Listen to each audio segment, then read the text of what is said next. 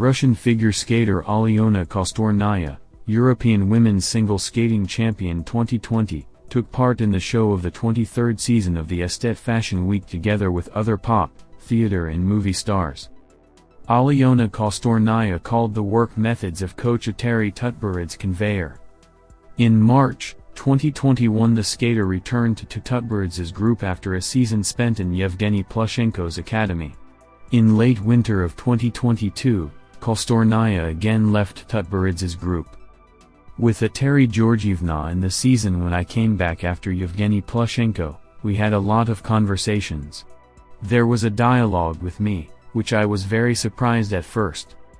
In general, yes, probably Eteri Georgievna knows me better than anyone.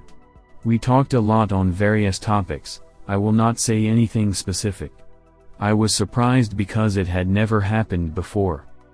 But it was only in the off-season. In the competition season it all stopped abruptly, haha. I understand that starts, a group of 15 people and you can't talk to everyone. Because of that there was a little loss of contact, and it all went together, Kostornaya said. Eteri Tutberidze, it is a mining of results by any means, because the conveyor. This one breaks, the next one comes. I'm not saying that's a bad thing. They have such methods of work, they all have their own. Some of them are from 15 to 30, and some from 15 to 18. But as practice shows, over the age of 19 is not really about sports. Everyone has a different age range of work, added the European champion. Eteri Georgievna Tutberidze is called the Snow Queen. I remember when she used to step on the ice, she'd look at me in such a way that it was really creepy. The first 2 years at Krystalny, when she came on the ice, I would press myself against the board, afraid to do something wrong. That stern look she gave me, her posture, and I was just like, help, noted Kostornaya.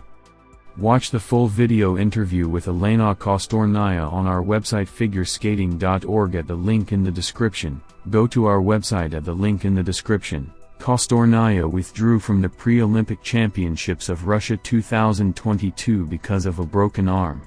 Eteri Tutberidze said that with this injury it was possible to skate. Not always what they say is true. But what was, is what was. The nature of the injury, which was and which Tutberidze talked about, varies. Coaches in general do not advertise anything, because there will be a lot of questions to them, how on their training it has turned out so. That's why they try to hide all this very much, to smooth it over. In principle, it's understandable. I understand why it was said this way and not the other way. And there are no hard feelings? So much time has passed, I already have a different life, everything has changed 10 times. When you read the news, that you could perform in the Czech Republic, did you have the feeling that you were being pushed aside? I was very hurt as a person who tries to always tell the truth, whatever it may be. In fact, why they always hear more about me than about others, I tell it like it is, without smoothing it over. I was uncomfortable with the fact that there is one thing and they tell another, and yet everyone doesn't believe me. What do you mean? Well, it was unpleasant, of course.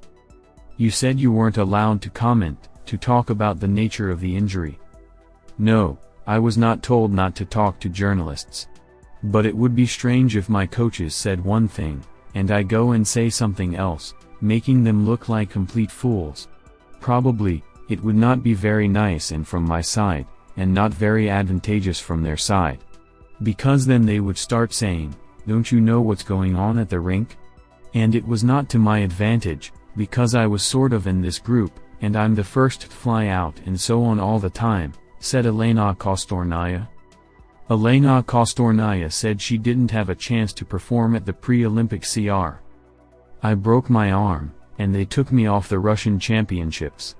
It's logical when you have a cast from your fingers and above your elbow. You can't even bend your arm, you're disabled. I went to the MSc, I had to sign documents with my left hand, 40 sheets.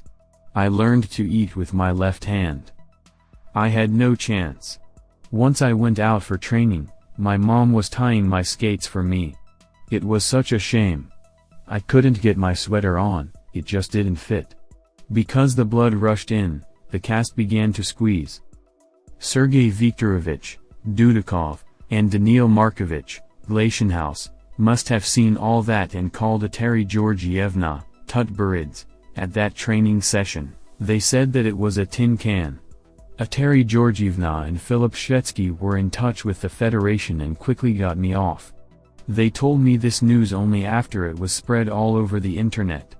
It was unpleasant, but there was no other way out. It was obvious that I would be shot, the only question was who would do it. There was no chance to perform. I just had a cast put on, and in a week I had to leave for the Russian championships, said the skater.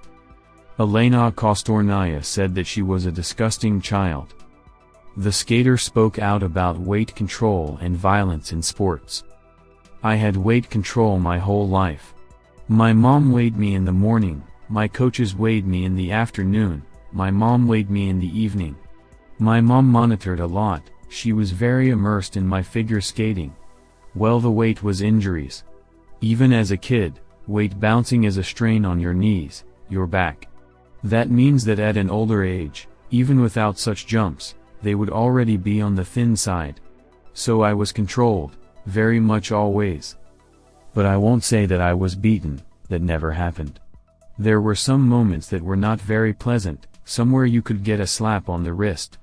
But, excuse me, this is my own mother. It's mom.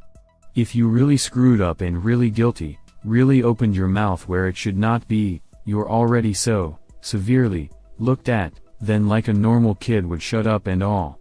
And I'm not that person, I do not understand these views and said things that are not necessary. So I often got, but it was not for nothing.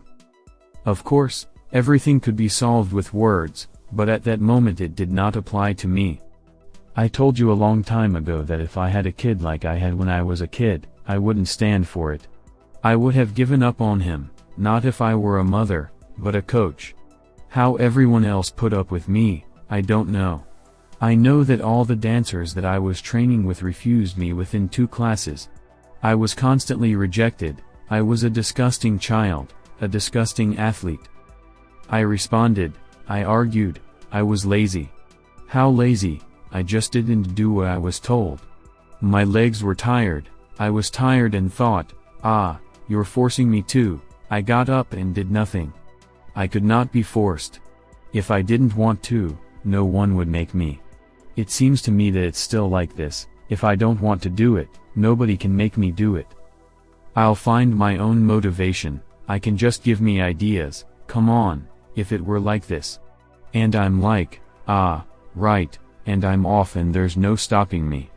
If I've decided something for myself, there's zero chance of anyone stopping me. I think it was handed down from my mother, when I was a child, and she tried to bring me up. By the way, she did pretty well, Kostornaya said.